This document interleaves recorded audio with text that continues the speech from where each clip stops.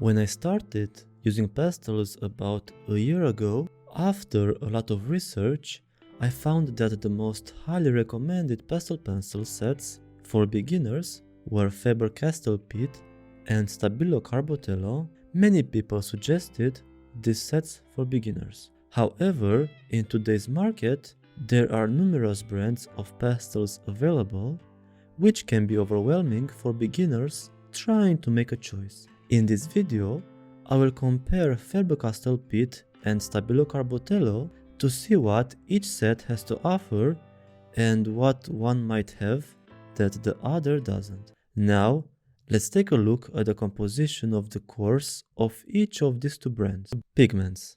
Both brands use high-quality pigments in their pastel pencils. These pigments are responsible for the vibrant colors and blending capabilities of the pencils. Both brands are generally praised for their color quality. Binders.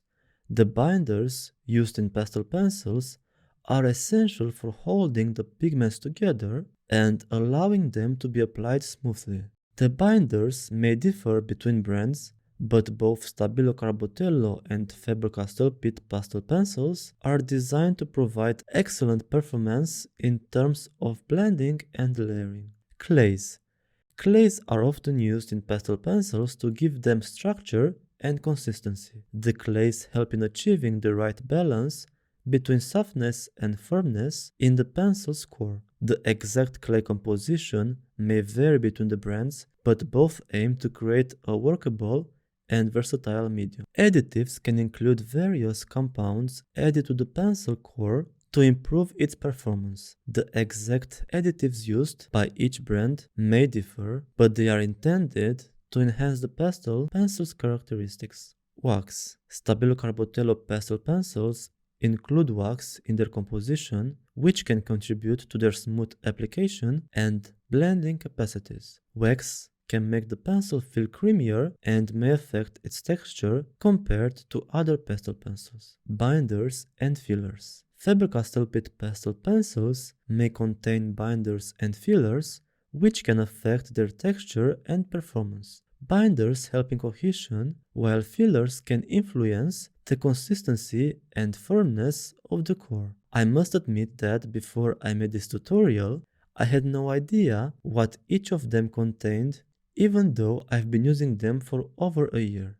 However, now that I see the differences in their ingredients, I can better understand why they have different consistencies. But we'll talk more about this later. One of the most important factors that determine whether we purchase a pencil or not, it's of course the price. We all have different budgets and are at different stages in our artistic careers where we may be willing to pay more for quality or stick to lower cost options to continue practicing without breaking the bank. The cheapest individual pencil I found online from Stabilo Carbothello costs $1.90, but prices can vary between $2 and $2.20. However, if you purchase a set, the price per pencil decreases, making them more affordable. Still, a large set can be quite expensive for a beginner. I would recommend starting with a set of 12 pencils to get a feel for this brand. Such a set typically costs around $20, but of course, please note that the prices can vary based on your location and where you purchase the pencils. Now shifting to Faber Castell Pitt, the price of an individual pencil is similar to the previous brand at around $2. In this case as well, I would really recommend to start with a set of 12 pencils, which is also priced at around $20. Faber Castell Pitt pastel pencils are known for their high-quality pigments and lightfastness. They are generally considered to be lightfast, which means they are resistant to fading when exposed to light. The specific lightfastness rating of a pencil can vary depending on the color. Faber Castell typically provides lightfastness ratings on their products. They use a star system to indicate the level of lightfastness, with 3 stars being the highest rating, indicating excellent lightfastness. Out of the 60 colors available, 35 pencils are rated 3 stars, 11 pencils are rated 2 stars and 14 are rated 1 star, which is in my opinion pretty good. Stabilo Carbothello pastel pencils are as well known for their quality and lightfast pigments. The lightfastness of these pencils are also rated on a scale of 1 to 5 stars, with the 5 stars being of course the most lightfast. The full set of 60 Carbothello pastel pencils includes 22 5-star rated pigments, 9 4-star rated, 17 3-star rated, 4 2-star rated, 5 1-star rated, and 3 pencils with no stars at all, which means they are not lightfast at all. Both pencil brands are perfect for artists who want to create vibrant and long-lasting artworks. They offer high pigmentation and superior lightfastness. One disadvantage of the softness is that they are more prone to breakage when they are being sharpened. Since the lid is very soft, there's a risk of it getting damaged during sharpening, and you may need to use something like a cutter to sharpen it. This happens to me quite often, and it can be very frustrating because it leads to a lot of pencil waste. Both of these brands have pastel pencil lids that are not extremely hard because they are still pastel pencils, not color pencils. But there is still a noticeable difference. From my own experience, I found that Stabilo Carbothello lids are much softer than Faber Castell Pitt. They have a more powdery consistency, which isn't a bad thing, as it makes them perfect for quickly layering base colors. This softness also makes them easy to blend and apply on paper. On the other hand, Faber Castell Pitt pastel pencils are somewhat harder when it comes to their lid. They are still not as hard as color pencils, but they are ideal to add fine details to your artworks. I like to use Carbothello for creating a base layer and then add the details with Faber Castell Pitt. An advantage of the hardness of their lid is that they are not as prone to breakage during sharpening compared to the softer Carbothello pencils. As I've already mentioned, sharpening pastel pencils can be quite challenging, and artists like me often find it frustrating.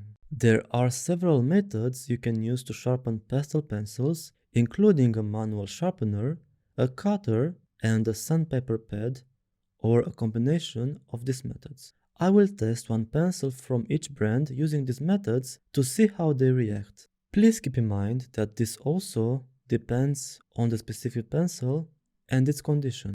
If you've dropped it, it's possible there's a fracture in the core and it may break more easily, and you'll notice this when you reach that point while sharpening. With that said, let's begin by using a manual sharpener. It's very straightforward to use.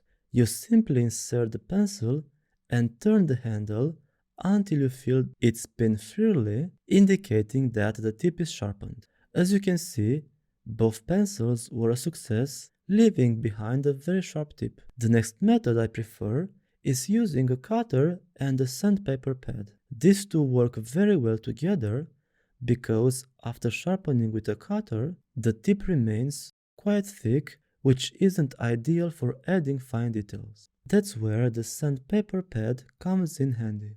This sandpaper pad is also useful when you're in the middle of a drawing and want to quickly sharpen without having to sharpen the entire pencil. You simply rub the tip against it to achieve a sharp point and you are ready to continue your drawing.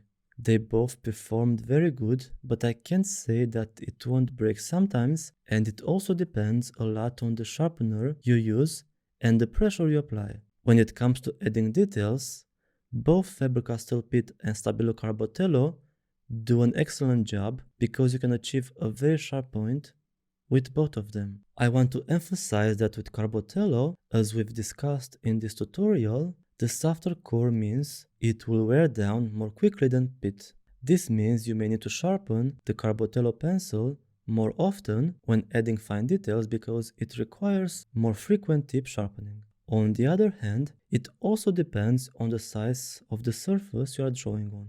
For example, if you are working on a large 70 with 100 cm paper, you might not need to sharpen the pencil very often because the thickness of the core relative to the size would result in larger details. When it comes to Faber Castell Pitt, these pencils are indeed ideal for fine details. Being harder, they wear down more slowly, allowing you more time to work on fine details. The core's consistency feels different when you are working on fine details. It's firmer and you can press harder to emphasize a detail.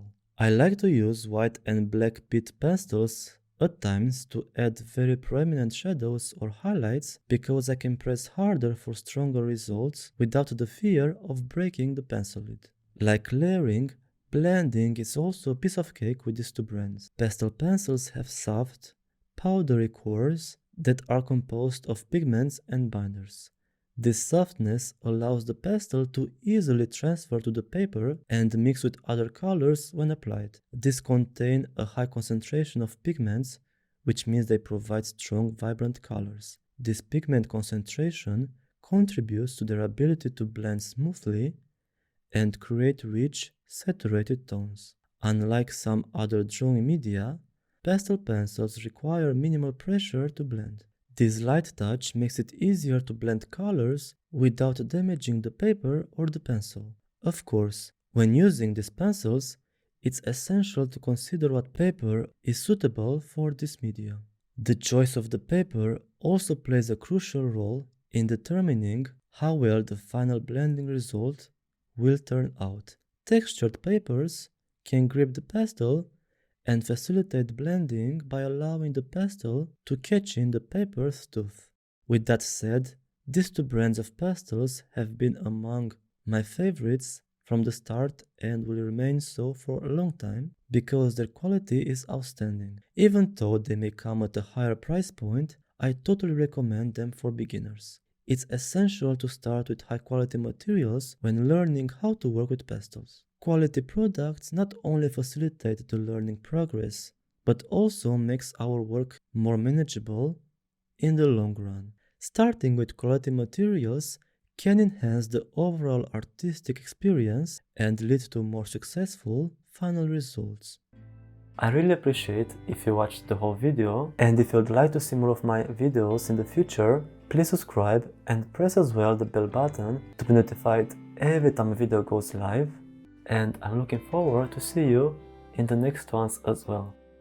Bye everyone!